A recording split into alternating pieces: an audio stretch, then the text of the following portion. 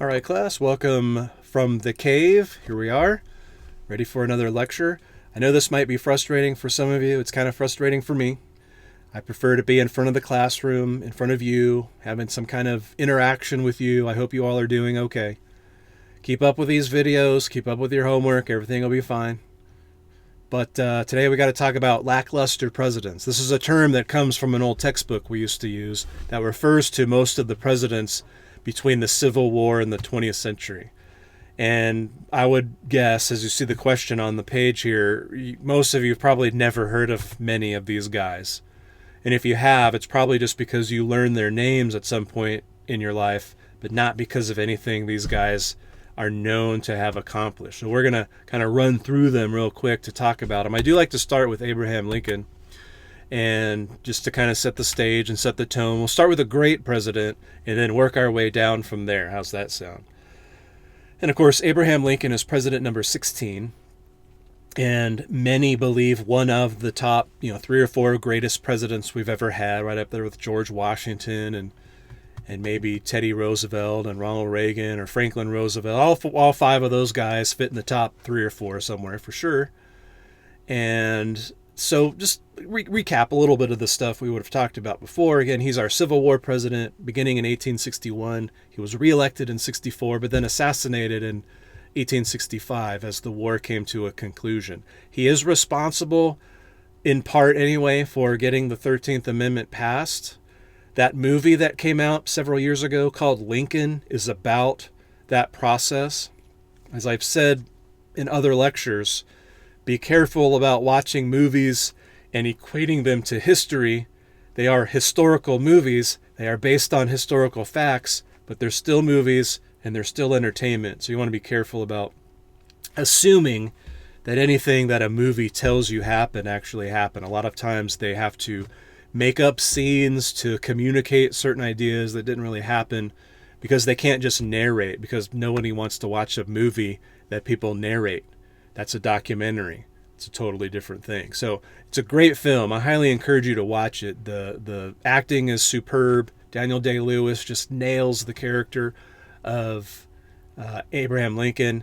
And it does really give you a sense for how dramatic the war was, how awful the war was, how tired Lincoln was, how tired everyone else was, and how most people just wanted it to be over. But it does probably over-dramatize or overemphasize Lincoln's actual participation in the amendment. Remember, the amendment is a process that involves Congress and the states. So it was a big deal. But it outlawed slavery forever. Remember, Lincoln had issued previously the Emancipation Proclamation, but that only freed slaves in rebelling areas, and then that only happened if the Union troops actually showed up there. So it was a very much wartime decision. So the 13th Amendment is huge. It outlaws slavery forever, at least unless there's another amendment, which I hope that never happens. But it outlaws slavery everywhere in the United States. He's also known for the Transcontinental Railroad, which we talked about in a previous lecture. So he began that process in 1863 as well. And of course, he was assassinated by John Wilkes Booth. Lincoln, General Grant, Vice President Johnson, and the Secretary of State, William Seward, were all targets to be assassinated that night. The only one who was Lincoln. Seward was attacked in his home, but he didn't die. The guy supposed to kill Andrew Johnson just decided to go get drunk instead. And Grant wasn't actually with Lincoln, and so he's out of the picture. Now, when Lincoln died, of course, that brought his vice president, Andrew Johnson. You might think it's weird that he had a Democrat as his running mate. And it is weird. You don't hardly ever see anything like that. But these are crazy times, right, in 1860s. And Lincoln wants to be sure he gets reelected, and he picks Andrew Johnson, who is a Southern Democrat, but he's pro-union, so he remains in the North, and he is a vote-getter, as most vice presidents are. And so he's, again, the tail end of the Civil War and the beginning of Reconstruction. It actually begins with Lincoln, but Johnson will finish out Lincoln's term in Reconstruction. The problem with Johnson is nobody likes him, and he doesn't get along with anybody. He's kind of mean. He's not one who can get consensus like Lincoln can. He's not one that people listen to. He wasn't really well educated, and people made fun of him for that kind of thing. And again, he's just not probably a good fit for being the commander in chief like Abraham Lincoln was.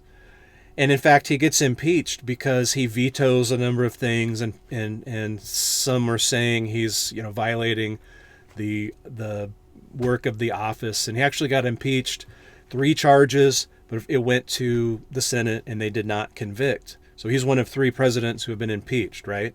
Andrew Johnson, and then Bill Clinton, and now Donald Trump. None of them have been convicted of anything. And this is my opinion. This is not on the test, but I suspect that in all 3 cases, it all had to do with politics and very little to do with any real high crime or misdemeanor. And it certainly was the case in here, and eventually they have to admit it, and it basically gets kind of stricken from the record.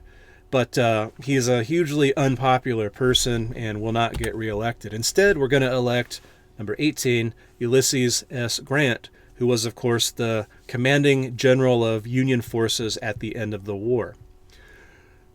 Arguably one of America's greatest generals, though usually not put in that list. I think he's misunderstood. But you can see he wins 2 terms, 1869 to 1877.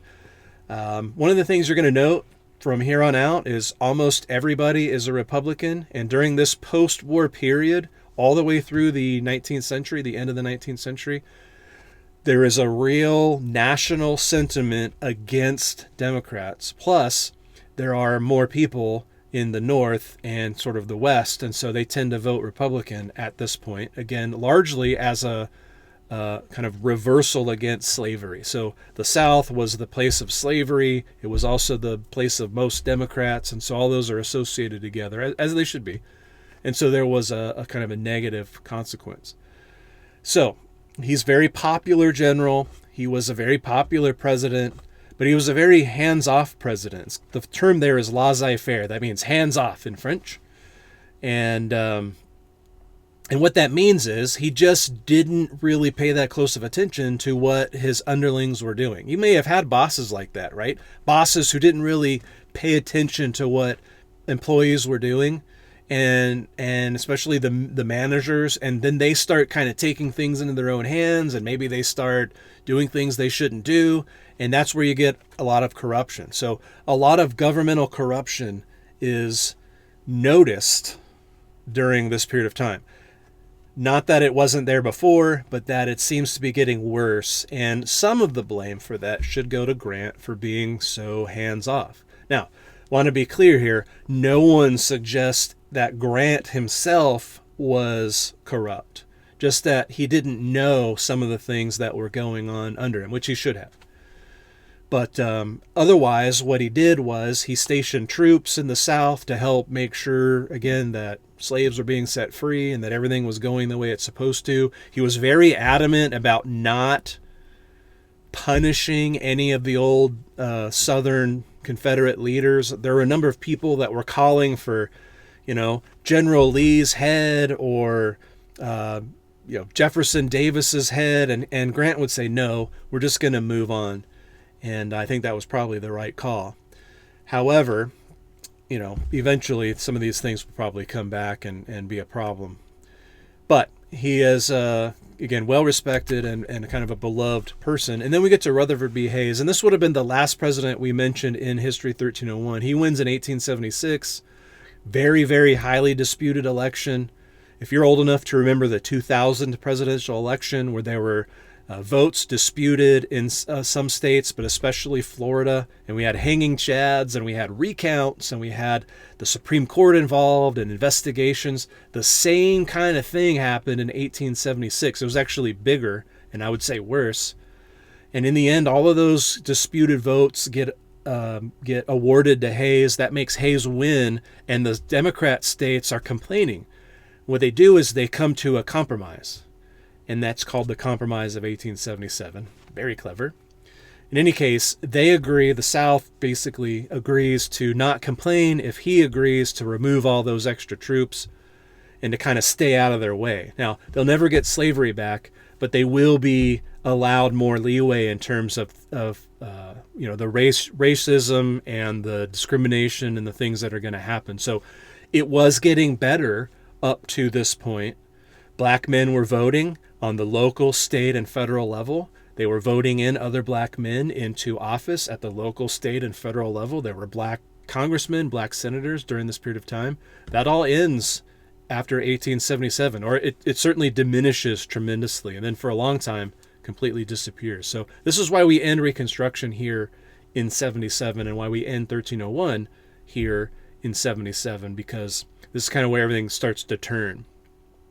So now we get into that set of presidents that we really refer to as lackluster, although I'd probably include Rutherford B. Hayes in this group too. And the first one is James Garfield.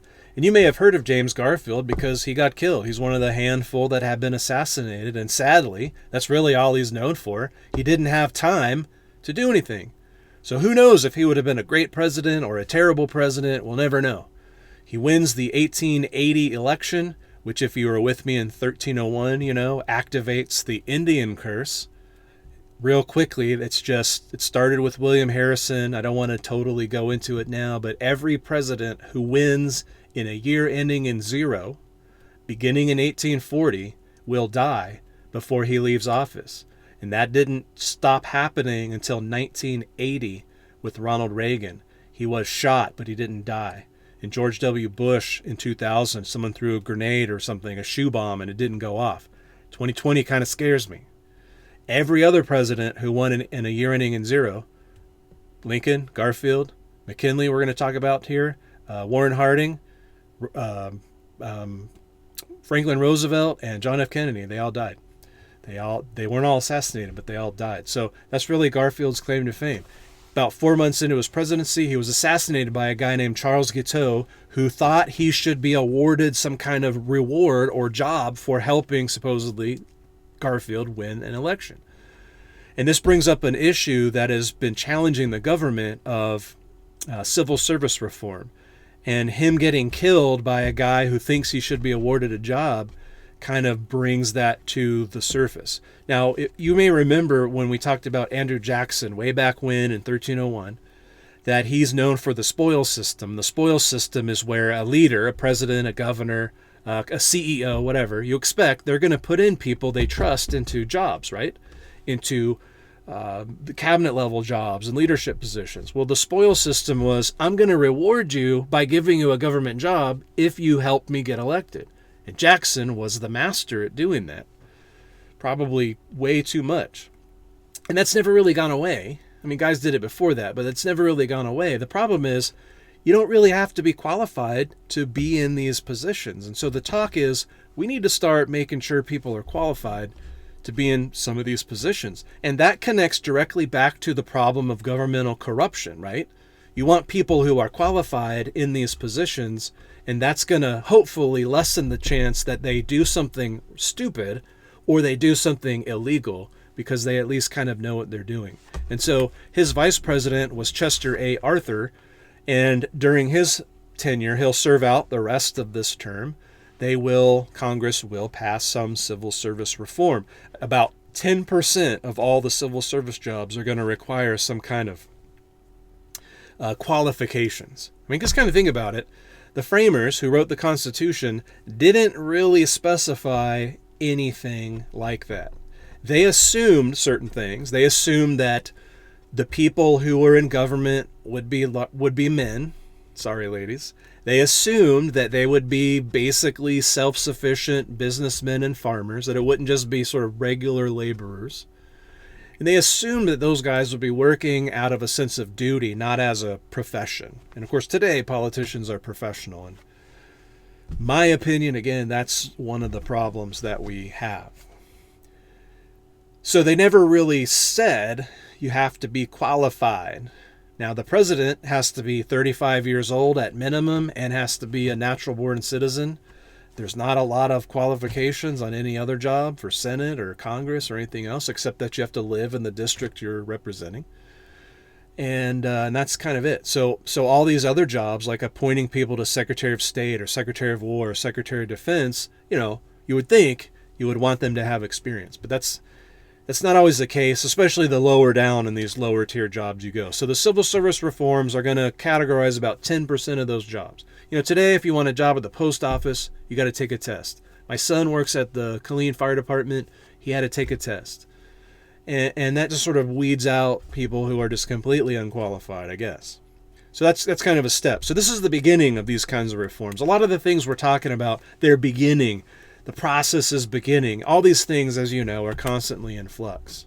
The next president, number 22, is Grover Cleveland, the first Democrat on our list. Remember, don't count Johnson because he was the vice president. It was kind of a weird situation. So here's the first elected Democrat and the only elected Democrat on this list until you get to the 20th century. And there's a couple of weird things about Cleveland, or unique things, I should say. One, he was a bachelor. We've had single presidents go in, like Thomas Jefferson, whose wife had passed away. But to my knowledge, we've never had a bachelor enter the presidency.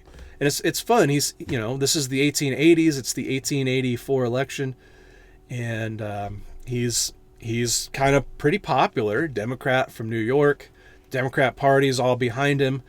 It comes out that he fathered a child out of wedlock, and you know what politicians typically do, right? Deny, deny, deny, deny, and then when they finally, when the news is finally, the facts are finally out there, then they say, "Oh, I'm sorry." So what Cleveland does, he says, "Yep, I did." And everyone kind of goes, "Wow, Cleveland's super, super honest, and we like him."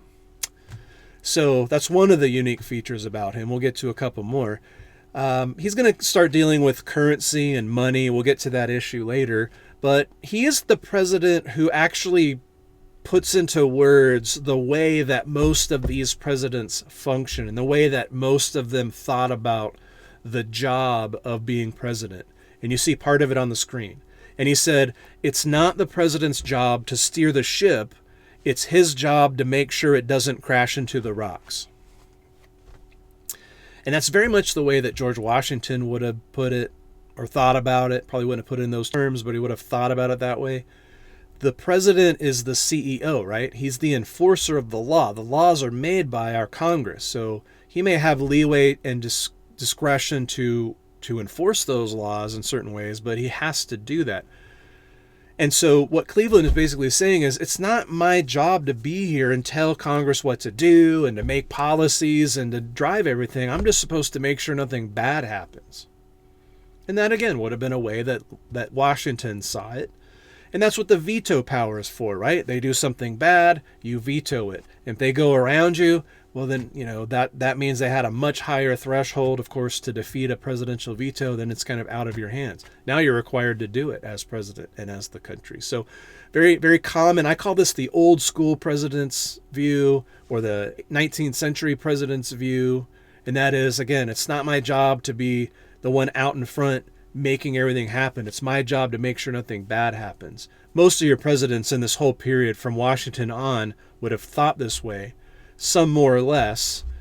And some, like Jackson, his personality is my way or the highway. Some, like Lincoln, who were kind of forced into it because of the Civil War. But most of them are just like this. So Grover Cleveland will, you see, step out after 4 years. One of the reasons he steps out is because in the next election, there's an issue of pensions for disabled Union veterans that comes up. And you can imagine how popular that would be among all Union veterans. And I think at some point, Confederate veterans are going to be able to at least participate. So Benjamin Harrison wins the 88 election, Republican. Most of these guys, by the way, in fact, all of these guys, until you get to Teddy Roosevelt, were Union officers. All of them, I think, were generals of one rank or another during the Civil War. Notice they all have beards and facial hair. That's kind of popular during this period of time. I missed that. We should go back to that. I'll talk more about that later. Harrison is President William Harrison's grandson. So at this point, it's been 100 years since we started the Constitution with George Washington being our first president. And we've had a father-son duo in John and John Quincy Adams, and now we've had a grandfather-grandson duo. You may remember William Harrison. Remember, he's the president who got cursed by Tecumseh and Tenskwatawa and started the Indian curse, right, when he became president. He's the one who died 30 days after taking office. And unfortunately for Harrison, he's going to get compared to George Washington. People are going to say, in 1789, we elected George Washington, the greatest American ever. Everyone loved him. Everyone respected him. in his own person, he sort of represents America. 100 years later, we voted in this guy, and how low, how far down the flagpole have we gone, right? What a bum. And he wasn't very popular. He wasn't very personable. And of course, you wouldn't have seen him all the time, but the newspapers would have reported on him and whatnot. So he gets very much unfavorably compared to Washington. But what happens with these pensions is they're almost going to double the amount of money that flows now into the disabled veterans' pension. Now remember, lots of amputations during this war. In 1888, it's 23 years since the war ended, so these guys are in their 40s, 50s, 60s, 70s. Remember, people fought well into their 40s and 50s in the Civil War, and they're disabled, and many of them became disabled afterward, and they're all eligible, and it kind of bankrupts the government, and the government doesn't handle it very well, and they have to get bailed out by J.P. Morgan. These guys, he's one of those, captains of industry. I didn't talk much about him in the lecture, but they have so much money that they can actually kind of bail out the U.S. government. That's insane. And so Benjamin Harrison will serve his 4 years. People won't be that impressed with him. And when you know it, we're going to re-elect Grover Cleveland. And that's kind of Grover Cleveland's claim to fame. He's the only president who's ever been elected twice, but not consecutively. And so you notice he's number 24 in this picture. He was number 22 on the previous slide. President Trump is number 45. And so we number the administrations, not the men. So there have only been 44 different presidents of the United States, but there have been 45 administrations because of Grover Cleveland. It's kind of another weird quirk. Now what starts to happen is they do talk about currency reform. And sadly for Cleveland and America, we're going to go into a really severe depression. So we've had a depression in the 1840s, the 1870s, and a much worse one here in the 1890s. And you know as well as I, when there's a depression, everything becomes the president's fault. We'll see that again when we go and study the Great Depression. This would be the Great Depression, except the Great Depression in 1929 and all the way through the 30s is way worse. This was really bad. Millions of people out of work. People were marching on Washington, wanting the government to do something. People are, anarchists are running around killing people because they feel like governments are bad. This is happening all over the world. It's going to happen here. In fact, it happens to the next president. He gets assassinated by an anarchist. Just all kinds of crazy stuff's going on. And one of the big issues is money, is currency reform. How much money should be in the system? The problem is no one's really in control of the monetary system. The federal government prints money. They started doing that in 1863 as a war measure. Lincoln started that, had Congress start that. But banks also print their own money. There are different bills. They have different stamps on them, different colors, and they mean different things. Now, they're worth the same, theoretically, but there's no control on who prints what. So you end up with a question of how much money should we print and who should be in charge. So currency reforms kind of still an issue, but it really starts picking up steam in the late 1890s, mid-90s, late 90s. So what you can have is inflation where there's more money being printed, which makes money more available, but it makes money worth less. It is a supply and demand issue, right? You could have deflation, which makes less money available, which makes your dollars worth more, but they're harder to get. So if you're in debt, like all farmers are in debt, remember? One of the rules, death, taxes, farmers are always in debt. I'm going to give you a fourth rule, not in this lecture, but soon. The third rule is that we got this in 1301. Farmers are always in debt. If you're in debt and you owe $1,000 or $10,000 or $100,000 and money becomes easier to get, dollars become easier to get, it's easier to pay off your debt. But if deflation happens and dollars are harder to get, it becomes harder to pay off your debt. Banks kind of like deflation because it makes their debts more valuable. Farmers and people in debt, of course, love inflation. And so there's a lot of political stuff going on here. No one really knows what to do. Now, he'll get kicked out for William McKinley. He actually does, Grover Cleveland, run for president again in 1896. There's no law preventing him from doing that. The only reason presidents have stepped down after 2 terms is because that's what Washington did, and it became tradition. And I think also because after 8 years of that nonsense, you get old and you get tired. Challenge you to Google presidents when they first get elected and what they look like 8 years later. President Obama looked super old. He looks a lot younger now than he did 3 years ago, 4 years ago, right? When he left office after 8 years. All this happens to them all. Super stressful. So I think it's a combination of tradition and, again, just aging. Today, of course, there's a law in place where no president can serve more than 10 years, but that doesn't happen until after World War II. So right now, it's all tradition. Well, William McKinley wins the 1896 election. Again, there's a depression. Everybody blames Cleveland. And so McKinley comes in. He does end the depression, or the country ends the depression. I don't know how responsible he is, but he gets the credit or the blame, just like always. And kind of what he's known for is the Spanish-American War, which happened in 1898. Now, we're not going to talk about that here. We're going to talk about that in its own separate lecture, the next lecture, in fact, called American Empire. And so we'll get to that. But it happens right here during McKinley's presidency. One thing about McKinley, and look at him, he's a very modern-looking guy compared to all the other guys we've looked at, right? They all had beards or mustaches. Most of them had beards, big Civil War beards. That was the in thing. But here's a clean cut, short hair, kind of a different style clothing. He brings us, you see, into the 20th century. He actually wins the 1900 election, but he got assassinated by an anarchist, as I mentioned earlier. He's a politician, but he's much more of a businessman, business-like attitude. You know, they have telephones, and he hires secretaries, and the presidency becomes a kind of a bigger day-to-day operation maybe than it was previously. Now, as I said, he was assassinated by an anarchist named Leon Tolstoy, which I believe is how you pronounce all those Z's and S's and so on. He was an anarchist. These people were mad because there was the Depression. A lot of people were hurt by it. I mean, millions of people. It was awful. And worldwide, there was this movement to kill world leaders because they're getting the blame for everything. And some, no doubt, are more to blame than others.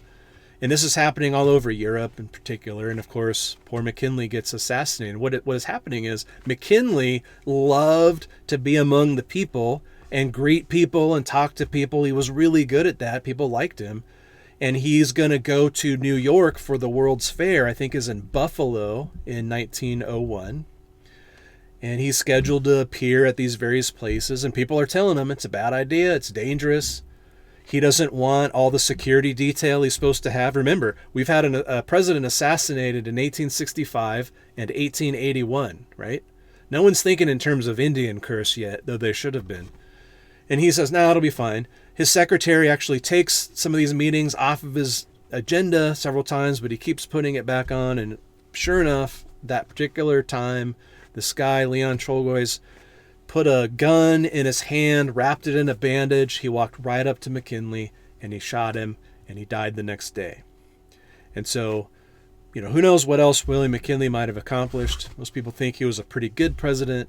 We'll see what happens during the Spanish-American War and so on in another lecture. So this ends our lecture on the Lackluster Presidents. The next lecture is going to be called American Empire. We're going to talk about the Spanish-American War.